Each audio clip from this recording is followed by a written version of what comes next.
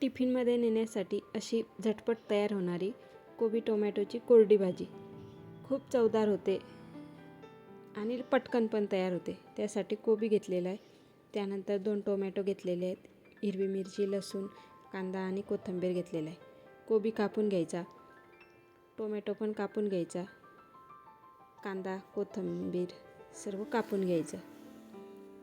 त्यानंतर मग गॅसवर कढई ठेवायची, कढईमध्ये तेल टाकायचं, तेल तापल्यानंतर मोहरी टाकायची, जिरे टाकायचे, कढीपत्ता टाकून घ्यायचा, त्यानंतर लसूण टाकायचा, मिरची टाकून घ्यायची, मिरची छान परतली का त्यामध्ये कांदा टाकायचा, कांद्याला छान परतून घ्यायचं।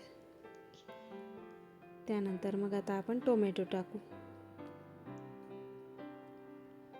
चवीप्रमाणे मीठ टाकायचं, धने पावडर टाकायची, हळद टाकायची, गरम मसाला टाकायचा, त्यानंतर कोबी टाकून घ्यायची, थोडंसं पाणी टाकायचं आणि झाकण ठेवून द्यायचं भाजीवर। कमी गॅसवर 3 ते 4 मिनिटात भाजी तयार होते। झाकण काढल्यानंतर बघा कोबी शिजलेला आहे।